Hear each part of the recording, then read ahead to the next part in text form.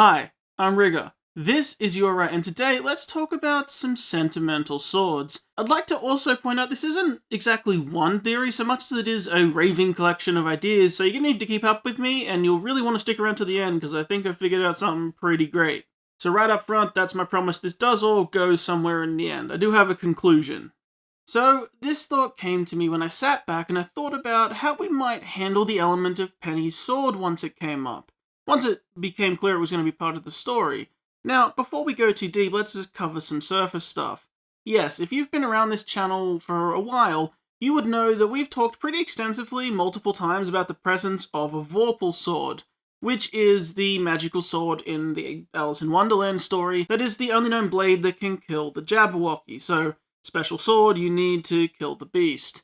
Of course, immediately everyone always jumped on the idea that it was going to be the Sword of Destruction, because everyone is still convinced that this place is directly linked to the vault rather than just a place like the vault, but for another time. I never put any stock in it being a relic of any sort, but some kind of sword that's in the land, well, that would make a lot more sense, and wouldn't you know it, in the story of Alice in Wonderland, the Hatter does tell Alice that the sword is somewhere in the Red Queen's castle. With some extra bonus points there that, hey, guess what, we also have an equivalent of the Jabberwocky. It's the Jabberwalker that we probably have to slay. Bonus points again! Ruby is currently lacking a weapon, and she's the main character here, right? So that could all stand up, and of course, famously, everyone also wanted to see more of this image back when it happened. So, to achieve that, we could put it all together. Penny's sword is the magical Vorpal Sword, it falls into Wonderland, Here the Ever After, and it ends up in the garden, in the Red Castle, and then Ruby will have to go get it, and that will replace her weapon, and then she'll use it to kill the Jabberwocker, and that'll be story over. That's all fine and dandy, that could still very much happen, I'm not writing it off, but I wanted to go a little deeper and maybe expand on some of this a little bit more, with some more stuff we might get out of these swords, and what it might mean for a few more characters. So that's sort of what this is about, exploring Penny's swords as a concept in Ever After. So that being said, I'm going to float some ideas past you and you let me know what you all think. First of all, I wanted to talk about the sword. Why would this be so effective? And the two ideas that came to mind were these. Does anyone remember thinking way back here to the theory that it was brought up that perhaps Jean's sword and Ren's knife dealt such significant damage to the Nuclevi because they were imbued with some kind of emotion, some kind of soul, some kind of spirit, something about those we'd lost. Pyrrha, of course, for Jean and Ren's father, respectively. The knife was his father's, and of course Jean added some of Pyrrha's metal to his weapons and armor and so forth. So, be it the emotion was there, the memory was there, perhaps it brought out something in the wielder, perhaps it was the soul, perhaps it was some other magic, whatever. Something made it special, and that allowed it to deal damage to these soulless monsters. That's okay in a concept. And that could very much be it. And this would qualify for sure. It's the same thing, especially for Ruby. They were once Penny's, and her entire thing has also been about the soul, and her loss was so tragic. That's all in Penny's themes and story. So, if the Jabberwocker is somewhat like a monster, not a Grimmed per se, because we've seen it have much more intelligence than that, even more than the Hound that only followed orders. This thing thinks for itself and seems to do things. But either way, there's a chance that no matter how much damage you do to it, you could never kill it without the Vorpal Sword. Some kind of magic weapon like this. Say it would either just recover as if it were Salem, or even if you kicked it off the edge, it would just reappear, whatever. As we've seen in this land, logic doesn't always apply. Magic, fairy tales, and all that. Let's also keep that in mind the whole way through. But also, this is a magic weapon in another way, in that it's literally a magic weapon. It's a weapon made by magic. Because here's a question, what are these swords made of? No, like seriously, what are they made of? They're reflective, and they're made of a single piece of whatever it is, this substance that's been carved, and it has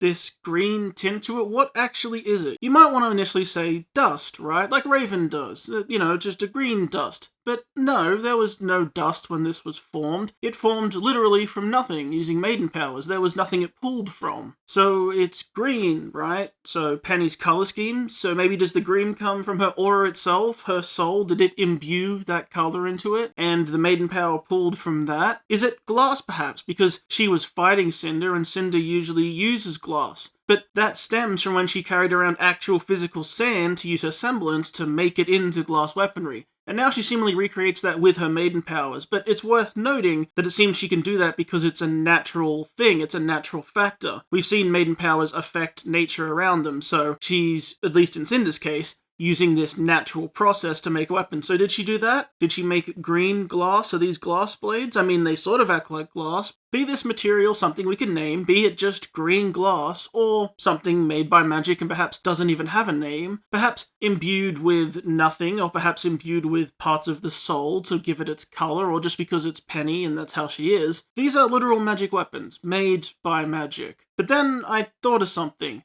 So I went back to have a look. Question, when does Penny lose her swords in the fight? Well, the answer is incredibly unsatisfying. Like, unsatisfying in a way where it feels like this almost wasn't planned, because they didn't take any note of the swords, because this is where they go missing, and then they're just vanished. You'd almost think they'd been, removed from reality, stopped being made.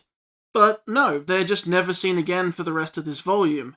So we are to presume that they fell over the edge. They were flying overhead, and then when Penny got stabbed, the connection broke, or her concentration gave out, the magic gave out, and the swords went spinning off into the void over her head, and we just didn't see them fall. But this made me think, where are the other swords? Because presumably, Jinxie, doing his rounds, found one. And that's why he turned it into what he turned it into and sold it. So that's one. But Penny had a lot more than one. When she first summons them, there's 8. But actually in literally every single shot except this first one, there's 10. Be they spinning or not. It's not just to give a spinning idea. There are 10 even when they stop moving. So 10 swords that all went missing at the same time, in the same place, in the same way. But we've also seen that doesn't mean anything. Neo crashed at a different time than Ruby, and they went through at the exact same time, very close to each other. So the swords could come down at any time if they were going to. We do have to take note of those things. A simple answer that could cut things down for the story is that we're just dealing with one sword, right? Like, we're just disregarding the others, we're just dealing with one. Just like why we won't be finding Penny's body or the bodies of these other poor victims, you could just say something like, Ever After disregards the dead, right? It's not going to bring the dead up onto shore, so they're just not sort of involved in the story, but only the living people and their objects and possessions are. That's consistent so far. But if that's the case, there would still be more than one sword down here. And it's easier also not to address them with the dead bodies, and that is just better for the show. People need to sort of leave that one alone, I think. Either way though, outside of just hand-waving it and saying, oh, we're only dealing with one sword, many more swords should have dropped. And when I started questioning this, a few different thoughts occurred to me that if we aren't just dealing with one sword, what might happen? So, remember how Ruby was drawn to the sword? That she could feel it. Initially, I thought, oh, sweet, that's just her feeling her lost friend, feeling that connection. I mean, there was magic and there was spirits involved, but also it's something that just transcends reality, right? It's just love or spirit or whatever. It's just a connection. And she just knew. And I thought, oh, that's too easy and whatever. So, no, it's actually because she's Alice, or Alex, or the protagonist, right? So, she's drawn to the sword because it will be her Vorpal Sword. She knows she needs it for the story, inherently, so she's drawn to it. Which is still, again, very likely, and perhaps that is the case, that she feels a connection to it because Ever After is telling her she's gonna need it. But then, something else stood out to me too from the trailer. Does anyone remember this? Okay, so how does this happen? Is this sword that sword? And how do you know? How did it get to here, wherever this is, from there? We see the Jabberwocker in a similar place, we presume, but let's not be deceived by editing. He could be there for any reason. I'm not suggesting that the Jabberwocker brought it here and put it in a box. But no matter who did bring it here, that individual would have had to sneak onto the Crimson Castle grounds, past all the guards, find the sword, and it's not exactly out in the open here. Anyway, and then find it, pick it up, and then get it out of there. Now, there is one option I thought of, which is the guards hate the sword because it got 2 of them decapitated. That's bad. Maybe they get rid of it, throw it out, sell it, and someone finds it. That's like the easy option out, maybe. But it seems like it was just kicked away and forgotten about, and they really would have no reason to go after it. And Penny had multiple swords, so there's a chance this is a different sword. And if it is a different sword, what does that mean? Well, logically it would mean that someone else found another sword. And while we're here, people have pointed out for a while now that, given Ruby's expression, that a lot of people think this isn't RWBY here, that this is in fact Neo, and I can't dispute that. It very well could be.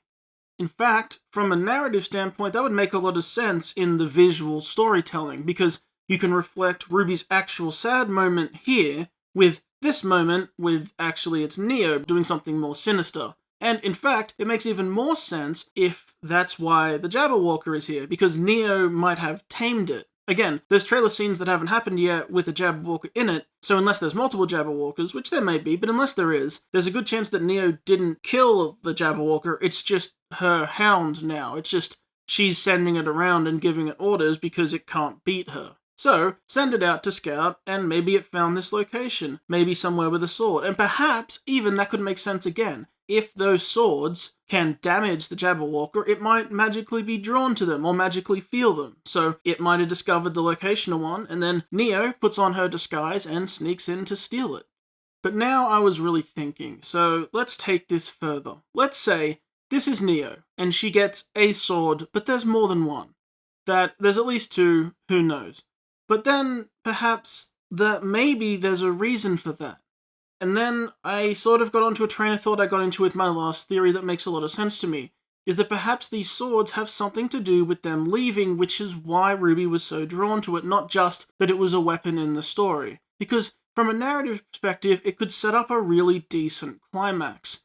Imagine that they get to the tree, let's say, and RWBY declares who she is or who she wants to be, that test, whatever. And she wants to be like Penny, or be a hero, or be a huntress, or something else, whatever it may be. Maybe it's none of those things. But what about as for leaving, they have to give something, or demonstrate that they have changed, that they are who they say they are. Give a sign, so to speak. Perform an action to demonstrate their change. Which I know sounds vague, but it would be different for every character, I would assume. But it had me thinking that they might actually have to go around and collect swords. That they would be important, and they would be in important locations, like there's one at the castle, there's one here, one there, wherever, and they have to go around and retrieve them. That along their journey as they go, they will see more swords, and symbolically they will be the keys out of here. Because what did Blake say? I think we focus on getting everything back. Then we can figure out exactly how to get out of here. Well, after that, if perhaps RWBY may have to go and let them go. If RWBY has these memories of Penny and give them up to symbolically show she's able to come to terms with her losses and hardships and move on, to perhaps give up something that means so much to her, a literal reflection of her emotional baggage and being able to let it go. Because we've already had it foreshadowed that she has a hard time doing that with how she responded when the prince treated the sword badly. She just couldn't do anything about it at the time. And also it'd be a way for them not to have to carry the swords back to Remnant and carry them all the time, because that would be annoying and it's not really their weapon, so you get what I'm saying. So that's a maybe. Or it could be more that they do take the swords back with them, and that in fact having the swords are a physical representation that you have completed the story. Because it's a story, they will land in significant places or be in significant places, and you'll have to go and collect them. So, the story isn't finished until you have hit all your check marks, aka collected all the swords, and you'll have different problems to solve in each area before doing that, which is something they're already on the way to doing. And it also serves another function, which is if you put these at the end, there would be a little run-through of the story you've already done so far. So quickly before they go, you get like a montage of them revisiting old places, correcting things they got wrong, or setting things right they did wrong, or just making little escapes and comedic moments as they collect things from various places around the map, so you get to see them all one last time before they head to their big climax. It's something you often do in a story to sort of be like, oh, I remember the good times. You know, you go back and see the mice on the beach, that kind of thing. People we have no reason to see again, but would be nice to see again before the ending. It gives you a reason to do that tour. But this is where I mentioned the conclusion I came to in my last theory, where I talked about the fact that Neo might become part of the story, become one of the bosses they have to take, maybe even get her own acre. That she is taking the role of the Hatter, and beating her Tea Party could be one of the challenges. And if that is the case, it would make a lot of sense as to why she's getting a sword. Because if they need the swords to leave, if they actually require them physically and there's more than one, and Neo has one, it means they can't avoid the confrontation. Now, the story can force them to go wherever they want. We've seen them do the time looping thing and be stuck on the path. So you could force the confrontation that way, but to actually force them to interact with Neo and there's something they actually need to get from her, that would be a good reason for them to collide. They have to face the Neo problem, they can't just run through it. They have to get the sword from her because without it, they can't leave. That's a good little way to wrap that up. So, again, it's not that there's a whole lot of evidence they're actually doing that, but if you take these various pieces and put them together, it would make sense as something they might make her do and make the story feel a little more complete. At this point, my mind was spitting all sorts of ideas out, so we have nothing concrete, but let's continue down this path. So I acknowledge that 10 seems like too many. We have 6 episodes left and currently possess no swords and only know the location of 1. How do we get to 10 without taking over the story? And that's fair. Even 8 seems like way too much. To be fair though, like I said, I did picture the sort of third or second last episode. They would montage their way through a bunch of places, picking up swords that they sort of left along the way or thought might be there or didn't check for because they didn't know to check yet. And to build to one big last confrontation, perhaps with Neo to get the last one.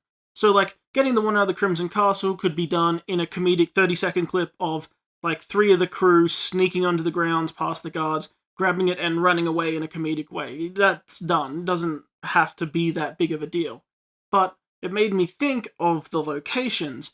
Each acre is special and is designed for the residents there to play their role. We've been told as much by the Curious Cat. So that makes sense if 1 acre had 1 sword. So where are they? Well, it's 10 or 8 or less. Where do I think these swords would be? Well, 1 would be on the beach, and we probably missed it, unless that's the one Jinxie picked up. Or let's say he was touring around, so he got a different one. 1 on the beach, so we could revisit our mice friends, like I said. 1 in the Jabberwalker's realm, because that's a fight they have to do. 1 at the Red Castle, we know that one is there. The one stolen by Neo, that's 4. Where else? Whoever lives up here might have 1, just because it's a location that seems important. There also could be 1 at the tree itself, which would make sense if there was 1 or maybe even 2 already there, because the tree sort of has them in place as demonstration. And then we haven't been to Candyland yet, so that would be 7 even if there was only 1 at the tree. And then the Smith, that's 8. So maybe. It'd be a way, again, like to run through these places we've seen before the ending. Just like remembering the journey we've been on this volume and recounting the things we've learned along the way. But that had me thinking. The Smith. So, early on, we had this thought that the Smith maybe forges the Vorpal Sword. And yeah, it's pretty high on the list of ideas. You have a Smith who makes weapons, so you need a magic weapon, the Smith makes it. From what we've been shown too, it seems that the Smith makes the weapons for the Red Guards, which makes sense. And you can even see the same sword shape in the opening as you can with the guards. It all adds up. Recently too, the prevailing thought has been that the Smith is perhaps who Jean is replacing. That they were the previous knight or whatever, or the Smith is crafting them into the knight. Either way, the Smith is involved because that's the most likely answer for how Jean gets the rest of his armor. You have a Smith who makes you armor, right? Or at least, the Smith is a good answer. And that brought me to this. So, reading into things, people have said the sword broke, Jean's sword, Gucromore, broke because he committed a sin. He stained it with the blood of the innocent, metaphorically due to his allusion to Joan of Arc. You know, he did something wrong and his will broke, his purpose broke, and therefore his weapon broke. You know, it no longer served him, he'd betrayed what he thought was the right thing, he wasn't heroic, whatever you want to say. More tying into the weapons being tied to emotions and character and history and those kind of things like we talked about earlier. He failed the weapon, so the weapon failed him in his crusade. Now, sure, though let's not pretend that A, Penny didn't ask for it, and B, John wasn't both reluctant and by all accounts probably doing the right thing as far as he was able to do at the time. We're making a lot of moralistic judgments that go well beyond the breadth of this video and is a much bigger discussion. But either way, now he has a busted sword, that's where we're at. So what now? So the answer is he has a new sword of some description, right? Forged by the Smith. And the broken one is stored away, maybe. That he no longer feels he has the right to use that sword, or he doesn't have the other half of it, so it couldn't be reforged anyway, and he just has a generic sword that the Smith has given him. Or perhaps it's a different way. Perhaps he indeed uses his broken sword because someone on the writing staff watched Hero that week, and we want to get symbolic. You know, he is broken, so his weapon is broken, and he uses the broken weapon. It reflects his soul. Or he has his sword repaired. Either a new blade, or he does have the other half, and they stitch it back together. Although, if that were the case, it feels like something more you would do at the end, right? Once Jean finds himself again, he feels worthy to have the blade reforged, and that's his character moment at the end. So if you were going to do that, that feels more likely. But then this made me think, as far as locations for other swords go, Jean needs a sword. What if Jean just has one? That when we run into him, he draws his sword, and it's just one of Penny's swords in a sheath or on his hip. In fact, he might even keep it permanently. It's also like a magic sword to a knight. And it's more pain for him to carry with him, sure, but it's also representative of what he's done before. Like, don't worry everyone, Pyrrha's still there, her stuff is also in the shield and in his armor, it's fine, he's not completely abandoning her. But in fact, we would make Pyrrha his defense and Penny his offense, that he would carry with him another mistake he's made, again for the purpose of taking down Cinder, who caused all of this and both of those deaths. So also, literally, it's more than a normal sword. Rather than putting so much weight on Krakoa Mor's breaking because of his will and spirit, etc., we look back on Jean's history of wanting to live up to his family and be heroes like them, and that perhaps he shouldn't hold that ideal, that he should make something of himself, that he should be himself. And here, like a lot of other characters are going through right now, he would instead forge his own path, create his own identity, and declare who he is and discover who he truly is. And that's not by defining himself what came before him, it's redefining himself. So therefore, he doesn't need that family sword, he can use this other sword. And this sword does not break when in contact with cinders. And you can put like metaphor in that, John's didn't break in the past either, it's broken now. Well, Penny's swords haven't broken in contact with that. So literally, even if we just take the swords as being completely literal, no metaphor in it at all, he would be holding a weapon that didn't break meeting Cinder's weapon, and he needs to go do that. He wants to go kill Cinder. He now has a weapon that can do it, literally in Penny's blade. And let's remember, Penny was all about helping her friends, and I don't think John was excluded from that. And in a way, this could be Penny showing her love for him too, as a friend, and also as forgiveness, and that he shouldn't beat himself up about what happened, that it wasn't his fault, and that he, wasn't the bad guy for doing what happened, especially when she asked him to do it, and despite the pain it caused him, he did what was asked of him. And sort of as a sign that Penny forgives him and that Penny understands and that Penny was okay with it, she has almost gifted him a weapon he can use to replace the one that was broken. And by the end, he has to accept that and take up Penny's sword, a sign that he has also forgiven himself, that he feels worthy of wielding her blades. So, then this got me thinking even more. You can see how this rabbit hole goes. And this is where we start getting a little outlandish, but I will wrap it back around later, so don't worry. But Jean needs a weapon. RWBY needs a weapon. But wait a minute. We are having more weapon issues, aren't we? So, how many weapons could we use? Jean got one. RWBY gets one. She may use a big weapon, but I don't know about her using two. And this image of her is iconic, so let's give her one. But wait a second. The fans absolutely loved it when Weiss dual-wielded, and that also lets us hint that she can do that. So even with Mertnaster, she can get one. Past that, Blake is already adept at dual-wielding. It's what she does half the time. So she can keep her sheath sheathed, and she can get one. If dust really is becoming an issue and Yang actually runs out of shots, and her fists alone probably won't be enough, like just bare fists, I don't know if she has any practice with a sword, but if she does, she seems like the type who would try holding two, let's be honest. So that leaves 2 left over if it was 8. Outside of that, I am sure that Neo has the potential to dual wield if she was onside, although her weapon is iconic, so 1 at most to her. You could then maybe give RWBY a second one, I don't know. That all of them come back as a team together, all bearing weapons from their friend, back from the Ever After to hunt Cinder, all armed to the teeth with weapons that can stand up to her. However, I admit, this image is a little ridiculous and it's a little over the top, so let's back it up and let's not go that far. It's a little too much of a good thing doing that.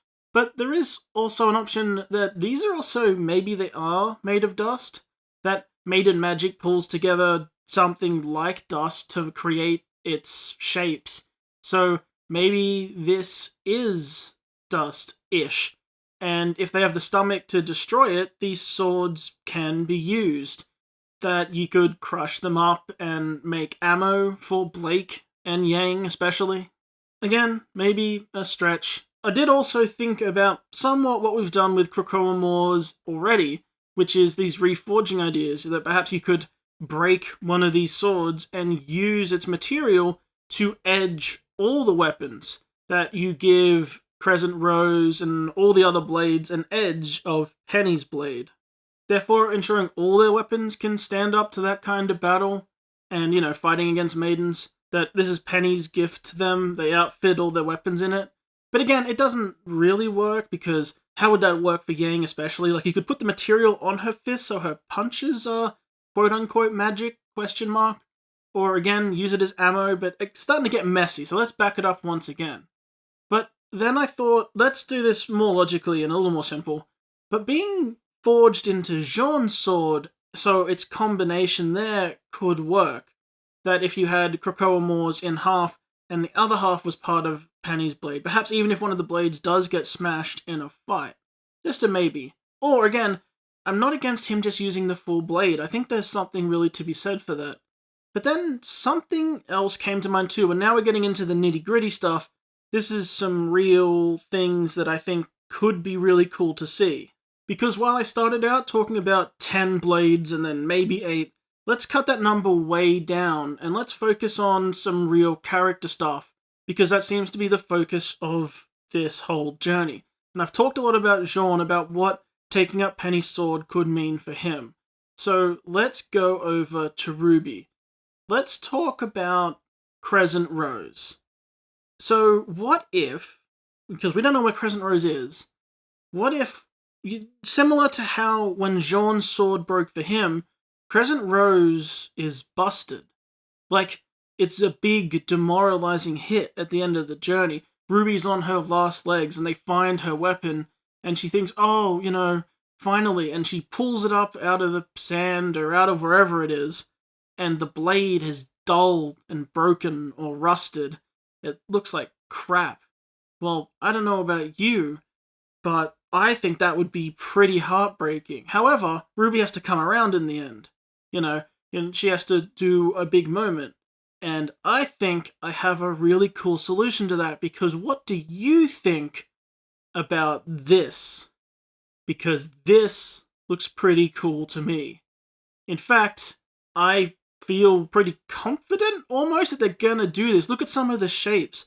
They match up really well. Yes, I had to cheat some of this, but the patterning is close, and you could add a scene, right, for something people have talked about for ages. Remember that RWBY was a weapon geek? It never ever came up and people have talked about it forever? Well, this is the volume where they seem to be talking a lot more about some of those things that never really came up more than once in the show. Or doing little fan service things like Yang calling RWBY rubes. It's actually never happened until now. Things like that. They're bringing up old jokes, they're doing things like that. Yang's doing more puns again, all these throwbacks. So what if they brought up RWBY being a weaponsmith one more time, and she teams up with the blacksmith? That at the end, RWBY's declaration of who she is, who she wants to be, is solidified when she combines the weapon of her fallen friend with the weapon she made herself to create a new, even stronger weapon, a stronger blade. And she does that by giving up the perfect sword of Penny, and with the help of the smith, who probably can work some magic because they're an ever after being, so presumably they can work with magical materials and stuff a lot more easily. It lets us handwave, how does RWBY know how to work with this sword? And together, by the next morning or whatever it may be, they have this new weapon. A weapon that I'm dubbing Copper Rose. Not because it's copper colored, but because pennies are made of copper, and when copper oxidizes, it goes green. So I'm calling this concept Copper Rose. And while killing the Jabberwocker seems like it might be on our list of things to do story-wise, I think there's potential in making the swords continue having importance once we return to Remnant, and especially for RWBY carrying it on. You know, like I said, them all carrying like a sword each is a bit too much, it's overdoing it. But this can be their Vorpal Sword. And I have to admit, the same goes for Jean with everything he's gone through with Penny. Not to mention how all that plays in with Cinder and now his lack of a sword. So I had this idea that rather randomly having one sword, or way too many with 10 or 8, there's 2, a pair of swords. Pairs have been a significant number. All the way back we had a pair thing going on before we had the teams. A pair that must be reunited. Partners. And think about this. A pair of people who've had a lot of work to do, who have each lost their way and need to work on themselves and their relationship with others and each other. 2 broken leaders in mourning who perhaps, if they were to come together, would show ever after at the end that they have grown and therefore have earned the right to go home and fulfill their destinies each. 2 swords, 1 each. 1 to be recovered from Neo and 1 that Jean has to pick up. Both of which will become their new weapons in the fight against their enemy. Their will, their weapon, their ability to fight, their will to fight has been repaired by the memories of the friend whose loss broke it in the first place. It would therefore be very convenient if perhaps one of them had a reason to access the grounds of Crimson Castle where one of the swords is. Almost as if the smith, or the person working under the smith, who makes the weapons for the people at that castle, could have any reason to be on those grounds and have brought it back with them. It would also then help if a major obstacle to the other characters got one, and she somehow had to be defeated in order for our hero to retrieve it, in order to show that she too had grown and conquered not just the story, but her personal demons, and now was ready to go and take up that sword once again. And then that pair could come together and show their growth and physically return home with symbols of that to fight the battle once again. Wouldn't that be a nice fitting end to this fairy tale? And until next time, my name is Rigger. Hope you have a wonderful day, and I hope I did alright.